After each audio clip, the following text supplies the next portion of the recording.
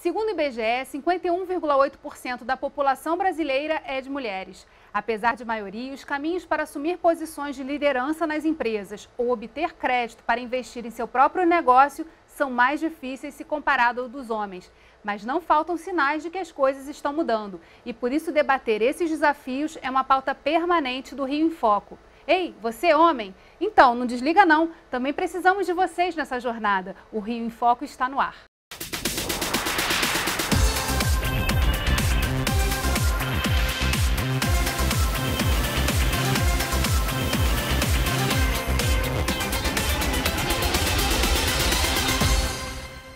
De acordo com a pesquisa do Sebrae, atualmente o Brasil tem 9,5 milhões de mulheres empreendedoras. No estado do Rio, elas representam mais de 900 mil negócios. Para conversar sobre liderança feminina no Rio em Foco de hoje, eu convido a coordenadora da comunidade Sebrae, Carla Panissé. Oi, Carla. Oi, Geisa, tudo bem? Um prazer enorme estar aqui no Rio em Foco, falando com você e com todo mundo que está assistindo a gente.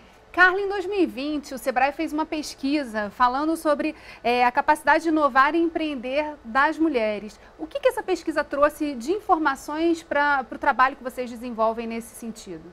A pesquisa ela aconteceu num momento muito importante, que foi entre setembro e outubro, para a gente avaliar um pouco os impactos da pandemia do coronavírus nos negócios. Então, ela foi feita com mais de 6 mil respondentes no país todo.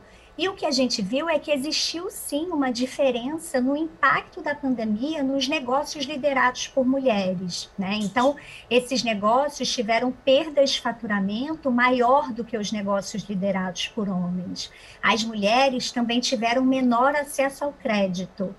Só que quando a gente olha para essa capacidade de se virar nos 30, as mulheres surpreenderam. 42% das mulheres nesse período inventaram novos produtos ou serviços para segurar a operação de seus negócios, frente a 37% dos homens. Então, o que nos indica é que parece que essa habilidade de se virar nos 30, cuidar do filho, da casa, do negócio, ela vem também para a gestão desses empreendimentos, né? Um dado importante a ser dito é que a gente, quando recorta, então, a condição da mulher com a condição da raça, essa vulnerabilidade explode. Então, se as mulheres tiveram mais dificuldades nesse período da pandemia, as mulheres negras tiveram mais ainda. Elas se endividaram, por exemplo, muito mais do que as mulheres brancas e do que os homens.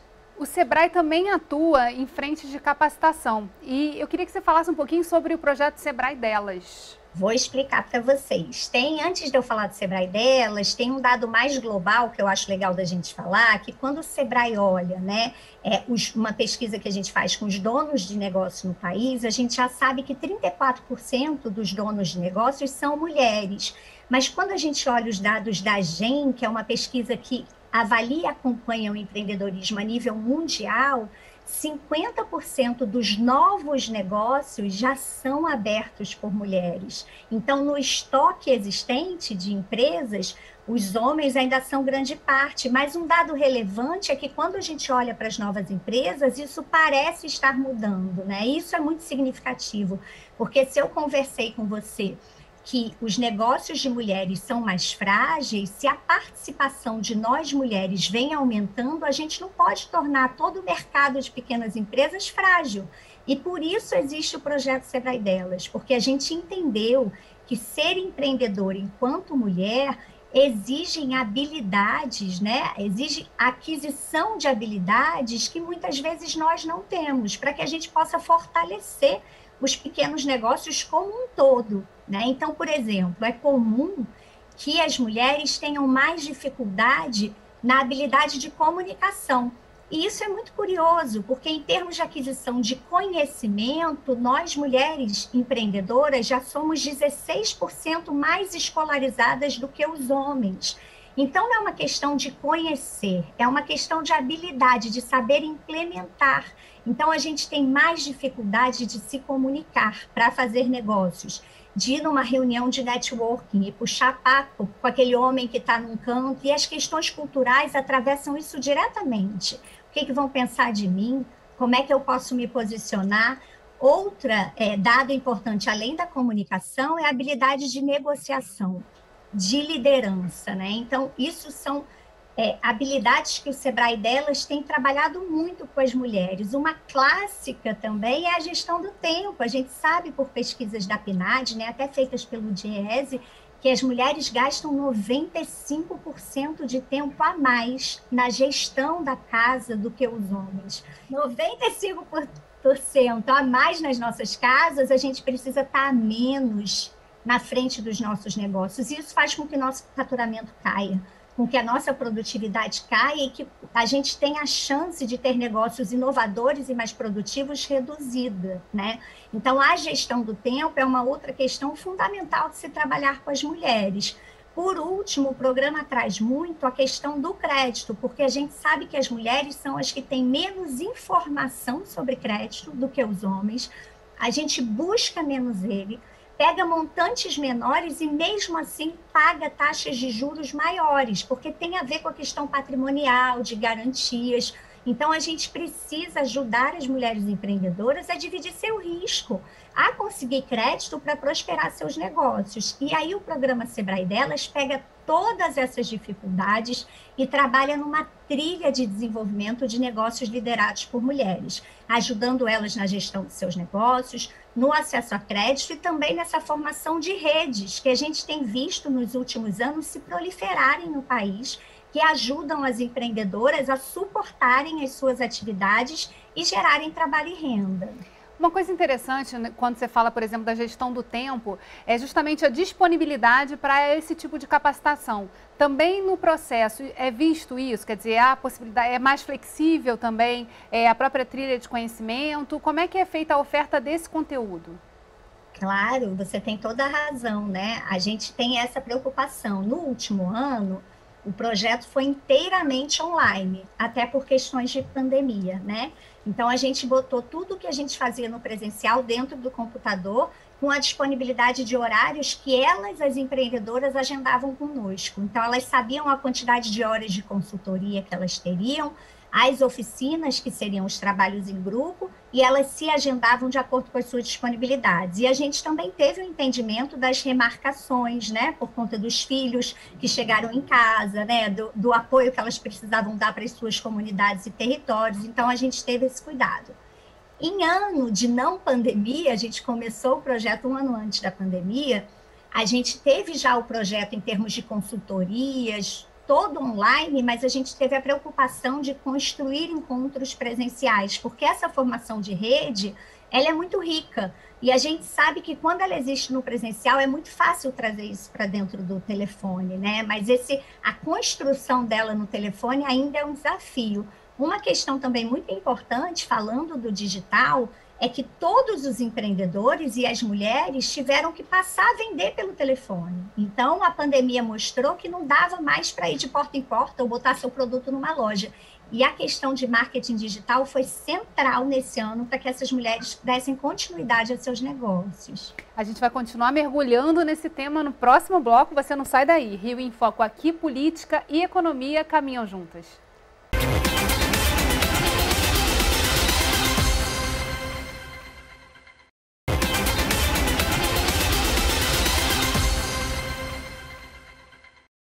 No bloco anterior, nós falávamos de várias novidades do mundo do empreendedorismo feminino. Eu queria saber com você, Carla, a respeito da inovação, mergulhar um pouquinho mais sobre esse tema. Muitas vezes, você trouxe aqui o dado, né, de que as mulheres inovaram mais, lançaram novos produtos para se manter ali, fazendo com que o negócio existisse, né? Agora, em relação à questão de reconhecer, né, o que dá certo e o que dá errado nessa tentativa e erro que a inovação exige, o que tipo de competências são necessárias e como é que vocês trabalharam essa parte no suporte que é dado no programa Sebrae delas e nas outras ações também que o Sebrae tem voltados às mulheres? A gente sabe que esse dado que eu apresentei, né, que as mulheres lançaram novos produtos e serviços, ele traz um quê de inovação, mas ele traz muito mais um quê do fazer diferente naquele período. Se a gente for considerar a inovação estrito sensu ali, a gente sabe que ela precisa de tecnologia, ela precisa de investimento e de conhecimento. E os negócios liderados por mulheres têm mais dificuldade de inovar, e, portanto, eles estão em setores menos intensivos em tecnologias e inovação e acabam ficando em setores mais tradicionais, como alimentação e beleza, né? Então, a gente costuma brincar, é mais comum você ver a mulher à frente de um salão do que à frente do desenvolvimento da micropartícula que vai tornar o shampoo diferente, né? Então, assim, isso é um cuidado que a gente tem que ter, o investimento que tem que ser feito nas mulheres, que perpassa o empreendedorismo. A gente está falando desse investimento ser feito desde lá da infância, mostrando exemplos. Se a gente não consegue ver quem a gente quer ser, a gente nem se dá conta de que aquilo era possível. Então, a menina, sabendo sim que ela pode ser uma engenheira, né, que ela pode ser uma cientista, e da universidade a gente conseguindo também inserir as mulheres nessas carreiras mais voltadas à inovação e à frente das empresas ou dos seus negócios, que elas tenham chance de acessar toda essa rede de centros tecnológicos, né, das universidades para gerar inovação nos negócios. Então, isso é uma preocupação que a gente tem, porque o que depende das mulheres, que é essa habilidade do entender que algo precisa ser diferente e testar esse diferente, a gente viu que na pandemia elas trouxeram. Agora, transformar esse diferente em dinheiro a mais, em produtividade a mais, na melhoria do mercado dos negócios, é um outro degrau, né? E aí a gente tem preocupação, sim, enquanto Sebrae, da gente trabalhar isso com as mulheres e nas nossas iniciativas também voltadas a políticas públicas, né? Voltadas também à sensibilização para essa temática. Então, o Sebrae hoje tem uma série de plataformas nos estados, e existe a plataforma das empreendedoras Sebrae, em que a gente traz ali dicas, histórias e redes de suporte às mulheres empreendedoras.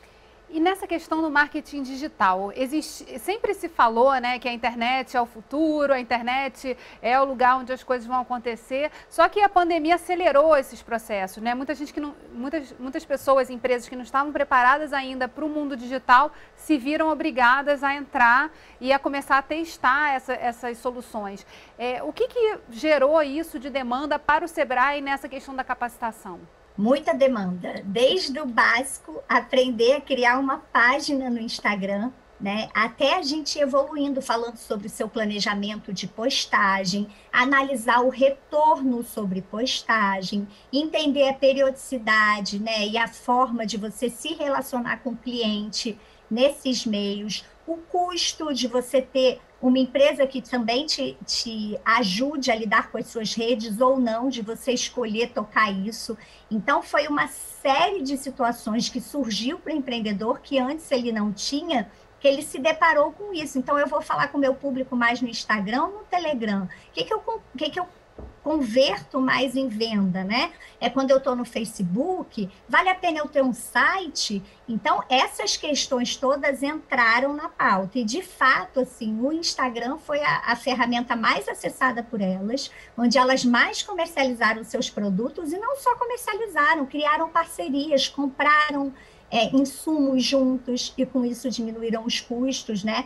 Então, isso foi uma novidade, essa aceleração, né, de toda essa coisa horrorosa dessa pandemia. Eu acho que essa aceleração do digital e da possibilidade das pessoas, mesmo as mais simples, porque no Sebrae delas a gente tem pequenas empresárias, né, que têm negócios mais estruturados, mas a gente também tem empreendedoras muito vulneráveis, que a gente trabalha geralmente junto com a pauta da assistência, e ambas entraram na internet, estavam no Instagram comercializando seus produtos e procurando novos clientes. E para 2021, o que está previsto no cronograma do Sebrae delas? O Sebrae delas, o edital deve ser lançado entre março e abril desse ano. E esse edital fica publicado nas nossas páginas, né, nas redes do Sebrae. É importante dizer que a gente vai ter 11 turmas em todo o estado do Rio, porque a gente precisa regionalizar para essa formação de rede local. Então, a gente trabalha a turma da região dos Lagos, a turma do Leste Fluminense, a turma de Petrópolis. Então, as empreendedoras busquem esse edital, se inscrevam para que elas possam participar do programa. E eu queria que você contasse um pouquinho sobre a questão do crédito, né? A gente vê essa dificuldade de acesso a crédito de forma generalizada, até porque o risco, né, dos bancos de concederem crédito no momento em que se sabia muito pouco sobre o futuro, sobre o dia seguinte, né, que a pandemia trouxe de desafio, também gerou esse movimento de tornar mais difícil esse acesso. Em relação aos novos programas que estão sendo desenhados pelo governo, justamente para ampliar o acesso a esse crédito, você acha que isso pode ser também um fator motivador para as mulheres também buscarem mais informação sobre isso e também serem inseridas nesse novo momento?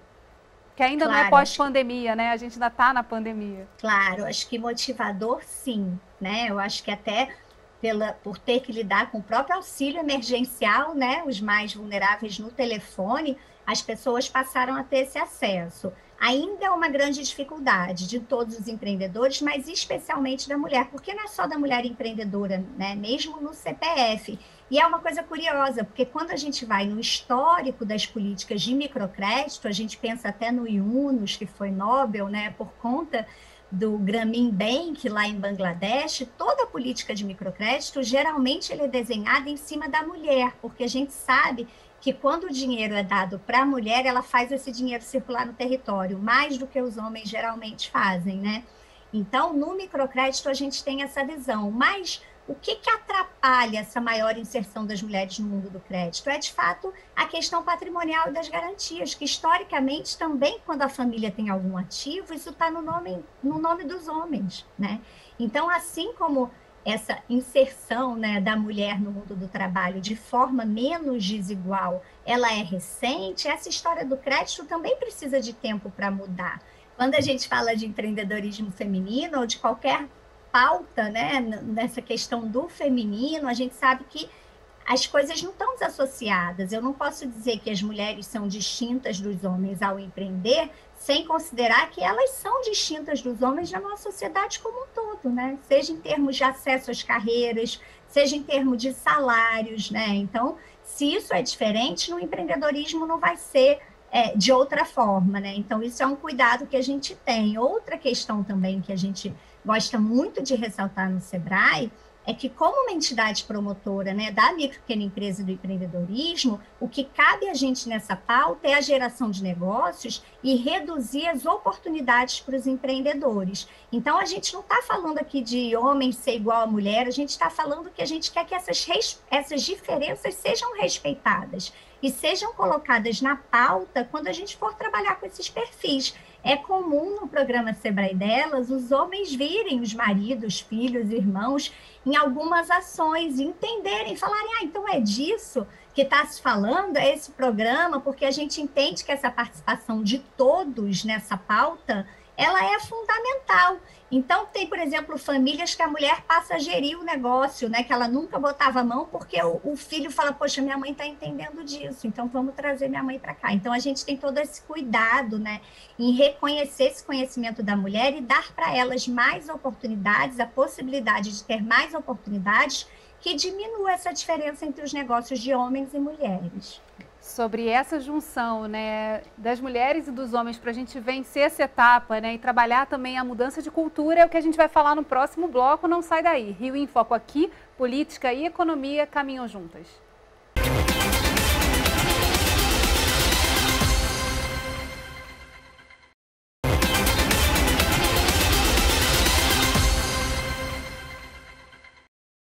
O Rio em Foco está de volta com a coordenadora da comunidade Sebrae, Carla Panicé. Seja na política, na iniciativa privada ou dentro de casa, a liderança feminina tem sido um desafio constante. Ainda estamos muito aquém do que poderíamos e deveríamos estar quando se trata de mulheres obtendo as mesmas oportunidades no mercado de trabalho do que os homens. Em relação a isso, que a gente fechou o bloco anterior falando, né, Carla, sobre a igualdade de oportunidades, para que a gente possa ter, então, o equilíbrio acontecendo no dia a dia e na sociedade. Como é que a gente traz os homens para esse campo, assim? Porque é importante também aproximar e não ser algo que a gente faça à distância ou contra alguma coisa, mas num processo de junção, de união, de conversa, né? Para que a gente possa mostrar quais são os desequilíbrios que estão acontecendo. Queria que você falasse um pouquinho sobre isso, sobre como é que acontece na prática e no confronto que existe também de opiniões a respeito de se deve ou não deve, como entrar, né, nessa seara que é também cultural. Esse campo não é um campo da certeza, né? Assim, a gente tem muitas opiniões, todos esses temas atrelados à diversidade, a gente sempre vai ter muitas opiniões, assim. E aí o que a gente gosta de trazer para embasar nossas opiniões são os estudos. A gente tem estudos já mostrando que o aumento dessa participação, que essa igualdade em termos, por exemplo, salariais, né, ou de negócios mais estruturados, aumentaria até o PIB do nosso país. Se nós somos metade da população, se nós melhorarmos as condições de empreender, de trabalhar, da metade da população, é muito claro que o país vai para frente. Então, isso não é uma conversa de mulher, é uma conversa de sociedade, né? De entender o tanto de oportunidades que a sociedade perde a não olhar para a metade dela, que ainda precisa de um empurrão para conseguir iguais condições em faturamento de negócios, né? Ou até em termos salariais. Em termos salariais, esse mesmo estudo do DIEESE mostra que as mulheres no mesmo cargo ganham 22% a menos, né? Então, além das questões econômicas de aumento de PIB, tem uma questão também de direitos humanos. Não tem sentido, numa cabeça lógica e racional, não tem sentido uma mesma função ganhar 22% a menos, né? Então, é outro caminho que a gente segue. E a gente tem muitos aliados, né? Eu acho que um lado bom dessa história é que também quando a gente vai na origem dessas desigualdades, a maior parte dessa origem é cultural. E se a maior parte é cultural, a gente pode transformar, porque a cultura se transforma, basta o desejo da sociedade. Não é simples, eu sei, mas existe essa possibilidade. Então, se a gente consegue rever práticas, né? Rever escolhas da nossa sociedade e mudar essa história, a gente muda também esse cenário de desigualdade. A gente já encontrou muitos parceiros no projeto nesse campo que ajudam a gente a ver isso. Por exemplo, o Instituto Alziras, que trabalha com mulheres na gestão pública, que faz um trabalho super legal, né? Até porque a Alzira foi a primeira prefeita do nosso país, lá no Rio Grande do Norte, mostrando coisas que para a gente parecem absurdas, né? Assim, por exemplo, o banheiro feminino da plenária do Senado é de 2018.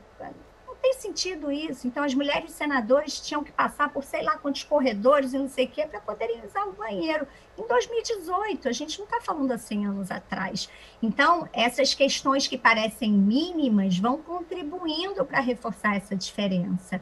A gente tem também um outro parceiro super interessante, é uma empresa de meninos, chamado Memo, que é Homem ao Contrário, que eles vão trabalhar essa masculinidade tóxica.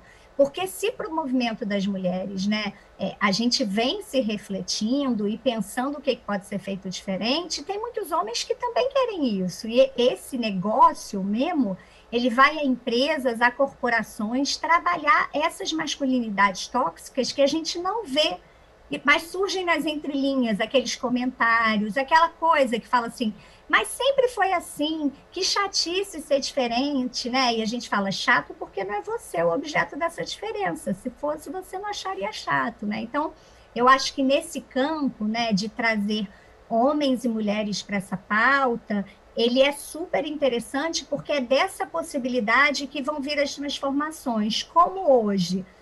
Seja na gestão pública, né, ou nos espaços de poder, eles ainda são masculinos, eu entendo que é muito importante a gente trazer os homens para essa conversa. Quando a gente olha, né, a maior parte das empresas que estão mudando os seus programas, inserindo a questão da diversidade, de metas, né, sobre igualdade de gêneros, processos seletivos exclusivos para melhorar a relação entre os gêneros na empresa. Muitas dessas empresas são lideradas por homens também, né? Então, a gente tem que ter todos nessa pauta para a gente conseguir os resultados que a gente quer. Trazendo a pandemia de novo, né, para a agenda, né, a gente teve uma aceleração do tempo de diversas coisas, né, a entrada no mundo digital, o questionamento a respeito do tempo dedicado ao trabalho, uma vez que todo mundo teve que fazer isso de casa, numa situação completamente diferente do dia a dia, né, o trabalho de home office cresceu e a gente está vendo a perspectiva dele não retornar, muitas pessoas não retornarem aos seus antigos espaços de trabalho. O que isso também traz questionamento até para a própria questão do empreendedorismo feminino? Porque se tem uma demanda em casa maior, da mulher, o home office também fica mais difícil, né? Então, é todo um trabalho aí que tem que ser feito a respeito de que espaço é esse em que esse trabalho pode acontecer. A gente tem que desmembrar esse olhar, né? Porque também não é uma mulher, são muitas mulheres. Então, quando a gente vai para as nossas clientes das favelas, das periferias, que muitas vezes nem possibilidade do home office tiveram, porque o home office é possível quando você tem, geralmente, uma profissão com maior nível de escolaridade, né? Com entregas que são mais sofisticadas, vamos dizer assim. Então, grande parte das nossas clientes nem essa possibilidade tiveram.